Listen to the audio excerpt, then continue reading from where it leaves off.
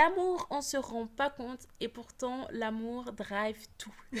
Vraiment. Alors, n'hésitez pas à vous abonner si c'est ton contenu qui vous plaît et n'hésitez pas à me dire en commentaire vos retours sur la vidéo. Je sais, la qualité elle est horrible, mais prenez le temps d'écouter vraiment en espérant justement Dieu me guide pour ce que je vais dire, etc.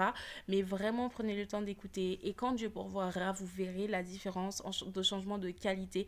Mais prenez le temps d'écouter et si vous avez d'autres commentaires à faire qui soient sur autre chose hormis la qualité de la vidéo, vraiment vous êtes le bienvenu en commentaire parce que mon objectif c'est de m'améliorer avec vous. Donc en fait cette vidéo elle ne sera pas trop portée méditation ni trop portée biblique, mais c'est vrai que je vais faire des références bibliques. Pourquoi je vous dis que l'amour, c'est quand même quelque chose d'extraordinaire. Vous vous rendez compte à quel point que Dieu nous a aimés. Je ne sais pas si vous vous rendez compte.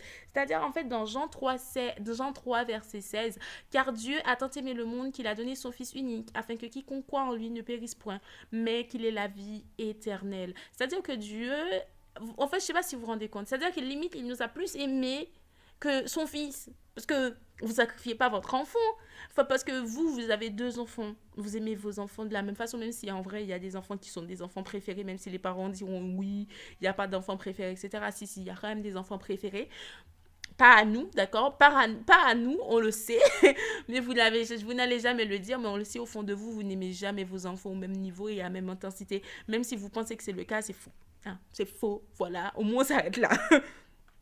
Donc, c'est-à-dire que vous vous rendez compte à quel point il nous a aimés, il a sacrifié son fils pour nous. Donc d'ailleurs, Romains 5, verset 8, mais Dieu prouve son amour envers nous en ce que lorsque nous étions encore pécheurs, Christ est mort pour nous. Mais Dieu prouve. C'est une sorte de... Vous prouvez votre amour pour quelqu'un. C'est quand même un sacrifice. Vous vous rendez compte? Pourquoi je vous dis ça en fait que... L'amour, c'est quelque chose, je trouve, qui drive le monde. Et franchement, par amour, il y a plein de... Bon, par amour, il y a des gens qui sont prêts à vraiment tuer, et pas seulement de façon figurée, mais qui le font réellement. Et par amour, en fait, il y a des gens qui sont prêts à faire des choses vraiment pour prouver à la personne que, genre, elle aime, genre, que oui, je t'aime, etc., etc.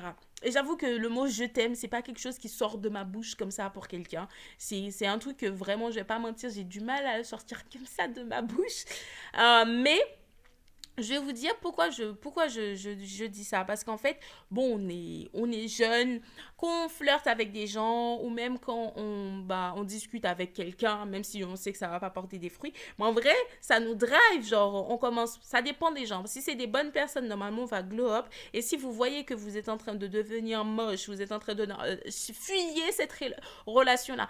Parce que normalement, si vous discutez avec quelqu'un et que vous commencez à devenir moche, ce n'est pas la bonne relation pour vous. Normalement, dans une relation, vous êtes censé glow up. Si vous êtes en train normalement, vous devez...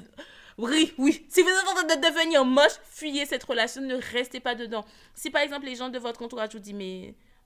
qu'est-ce qui se passe? T'es malade? Si on vous pose des questions vraiment qui sont visée négative, fuyez la relation que vous êtes en train d'essayer de construire parce que vous êtes en flirt, parce qu'en fait, ça va vous mener nulle part. Mais en revanche, si vous discutez avec quelqu'un, on vous dit, waouh, t'es rayonnante, t'es belle, etc. Peut-être qu'il y a quelque chose à creuser. Peut-être qu'il y a vraiment quelque chose à creuser parce que ce n'est pas normal que vous deveniez moche si vous discutez avec quelqu'un. Et pourquoi je vous dis ça? Parce que la plupart du temps, en fait, quand on discute avec des gens, ben, ça nous motive. Genre, on est motivé soit à reprendre le sport, soit à manger sainement, soit, par exemple, dans notre travail, on est motivé à faire des choses, etc. Parce que vraiment, il y a cette source de motivation. Et on ne se rend pas compte, en fait, et c'est pas pour rien, au final, qu'il est dit qu'il n'est pas bon que l'homme soit seul dans Genèse. Alors, je vais chercher. Il n'est pas bon que l'homme soit seul. S'il veut me proposer. Alors, dans Genèse 2, verset 18, l'Éternel Dieu dit, il n'est pas bon que l'homme soit seul, je lui ferai une aide semblable à lui. Il y a 1 ou 2 semaines, j'étais en train de, genre, j'allais aux toilettes, etc. Et genre, je rentre dans les toilettes, je me dis, c'est vrai, genre, enfin, je sais pas, il y a un truc, il manque un truc. Et moi, je continue ma vie, etc. Mais je sens qu'il manque un truc. Mais c'est pas le même sentiment de ce qui me manquait quand je n'étais pas avec Dieu que là. Je sais pas comment vous dire. C'est-à-dire que avant que je retourne à Dieu, avant que je retourne vraiment vers Dieu, etc. Mais en fait, j'avais vraiment ce vide constamment en moi que je cherchais à combler par tous les moyens qui existent. Que ce soit le fait que j'étais super woke, alcoolique, je cherchais vraiment de façon intensive à combler ce manque. Je faisais clairement 3 heures, si ce n'est même pas plus, de sport par jour. Je me réveillais à 5 heures, j'allais courir. À midi, je faisais du sport et le soir, je refaisais encore du sport. Donc, pour vous dire à quel point j'étais devenue, mais vraiment, je cherchais par tous les moyens, même vraiment boire, etc. Tous les moyens pour combler ce vide que j'avais en moi parce que je ressentais un vide et vraiment, si aujourd'hui vous ressentez un vide en vous, en fait, et que vous étiez à Dieu, bon en fait tournez, vous voyez la vidéo elle est en train de prendre une tournure que je n'avais pas du tout prévue, mais vraiment tournez-vous vers Dieu, peut-être que justement le vide que vous avez est vraiment, comment ça s'appelle, qu'il faut que vous tourniez vers Dieu parce qu'en fait, c'est peut-être Dieu qui manque à votre vie qui fait que vous sentiez ce vide-là. C'est-à-dire que peu importe la personne qui vous parle, vous avez ce vide en vous. Et en fait, moi, ce que je vous dis aujourd'hui, ce n'est pas ce vide que je ne ressens pas de vide en moi. Genre, je suis comblée, mais il y a un truc. Il manque un truc. Et en fait, et du coup, quand j'allais aux toilettes, je me suis dit, mais c'est bizarre, genre, et il y a ce... J'étais comme ça en train de parler. Et là, il y a ce verset qui vient dans ma tête. L'Éternel Dieu dit, il n'est pas bon que l'homme soit seul. Je lui ferai une aide semblable à lui. Et il faut savoir que vraiment, depuis mes 13 ans, je vis quasiment seule à peu près. Et vraiment, j'ai toujours été seule, même à l'école. J'étais seule. Si vous, j'ai fait ma licence, en vrai, on va dire que j'ai gardé contact avec 1 ou 2 personnes de ma licence. Puis, j'ai fait mon master, en vrai de vrai, c'est pareil. Il y a vraiment pas d'amitié comme ça qui s'est liée ou vraiment genre on peut pas se quitter ou je sais pas quoi, vraiment il n'y a pas eu ce truc où j'ai toujours rêvé genre d'avoir une amitié depuis petit, on se connaît, enfin bref. Ah ouais, et j'ai fait aussi, comment ça s'appelle, ma licence, pas ma licence, le lycée aussi, pas beaucoup d'amis. Mais c'est vrai que pour le coup, il y a des amis, ça fait 7 8 ans qu'on se connaît, limite, je crois que c'est plus des amis là, à ce rythme. Mais bon, bref, je m'éloigne du sujet. Tout ça pour vous dire, il y a ce verset qui est venu dans ma tête, je me dis en fait, c'est même pas la solitude en termes d'être célibataire ou autre, mais c'est vraiment, il n'est pas bon que l'homme soit seul, mais à tous les niveaux, c'est-à-dire que par exemple, je sais que là, cette période-là, je ne l'aime pas du tout. On est le 24 décembre, je ne sais pas à quel moment je vais poster cette vidéo-là, mais on est le 24 décembre, je sais que je n'aime pas du tout la période de festival, je n'aime pas. Je n'aime pas pourquoi. Parce que les gens ils disent toujours, tu vas retourner voir ta famille, tu vas faire quoi. Et c'est un truc, je déteste comme question parce que ça me rappelle que je suis seule. Ça me rappelle que je vis loin de ma famille. Ça me rappelle que je ne peux pas être avec ma famille. Ça me rappelle que, ben, il y a des années, genre, il y a 10 ans, 15 ans, que j'ai passé loin de ma famille, que je ne pourrai jamais rattraper de ma vie. Et du coup, il y a tout ça, en fait, que je déteste. Et franchement, je déteste, je déteste, je déteste. Je sais qu'il ne faut pas dire ce mot, mais je déteste cette période-là. C'est horrible.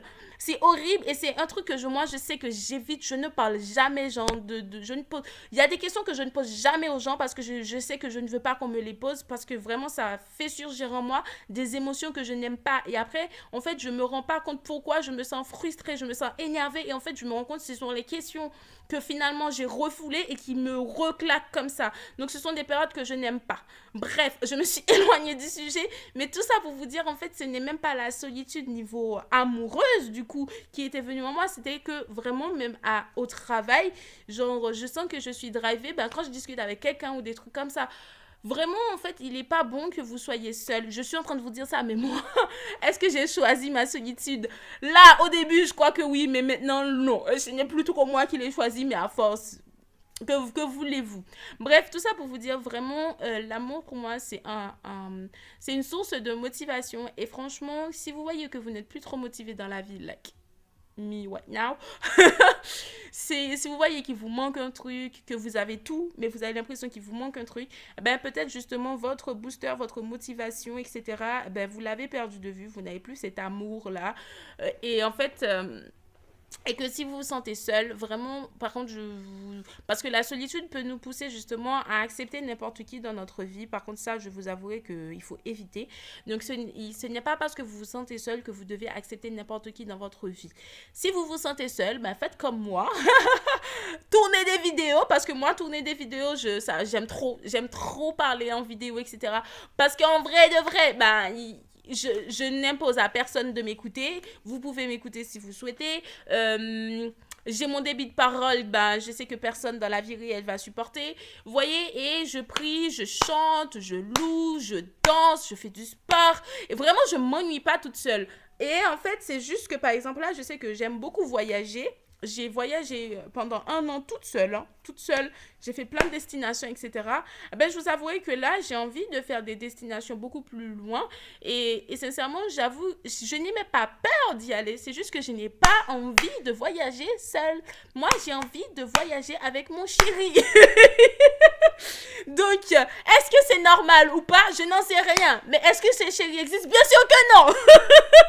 Mais voilà. Donc, c'est pour ça, pour vous dire que moi, j'ai ce truc, en fait, que... Mais alors qu'en vrai, je me sens pas seule, hein, vraiment, je suis bien, etc. Mais je pense que du coup, c'est pour ça que Adam avait demandé Ève à un moment à Dieu. Donc, je reste persuadée que je suis la côte de quelqu'un et que du coup, je suis l'Ève de quelqu'un et que quelqu'un est mon Adam. Bref. Bref, non, en vrai, je rigole, mais c'est sérieux. En fait, la solitude ne doit pas vous pousser à faire des choses qui sont contraires à ce que la Bible dit. Vraiment, si vous vous sentez seul, tournez-vous vers Dieu et Dieu vous comblera. Vraiment, pour le coup, parce qu'il y a énormément de différences entre les solitudes, parce que moi, je les ai vécues et je sais ce que c'est. Parce que moi, la solitude que j'ai actuellement, je suis vraiment, enfin, ça va. Alors qu'il y avait une solitude que j'avais avant, j'avais vraiment pas Jésus à moi. Franchement, le Saint-Esprit, je suis bien, on est bien. Et je sais que dès que ça va pas un peu, bah, j'écoute des chants de louange, j'écoute des trucs, etc., de la musique, etc. Et franchement, ça va, ça me drive de malade, vraiment.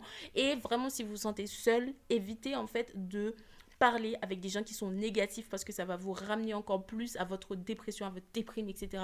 Donc, si vous vous sentez seul, je vous conseille de privilégier plutôt d'aller écouter des chants de louange au lieu d'aller, par exemple, vous plaindre à des gens qui eux-mêmes se sentent aussi seuls. Et du coup, vous allez vous ramener vers le bas tous ensemble. Donc, voilà. Je ne sais pas ce que je peux vous dire, mais pensez aux 5 fruits de l'esprit. Galates 5, verset 22. Donc, les fruits de l'esprit, je ne connais pas tous, mais c'est l'amour, la joie, la bonté, la bénignité, la patience, la tempérance, la paix. Je crois que peut-être j'ai oublié certains, mais vraiment pensez au fruit de l'esprit, Galates 5, verset 22. Et encore une fois, sur mes vidéos, je vous envoie toujours plein d'amour et bien évidemment plein d'argent parce qu'on a besoin d'argent pour faire les choses, mais l'argent ne doit pas devenir votre maître. Sur ce, je vous envoie encore plein d'amour, plein d'argent et surtout n'hésitez pas à me dire en commentaire ce que vous en pensez et je vous envoie encore plein d'amour, plein d'argent et prenez soin de vous comme à l'accoutumée.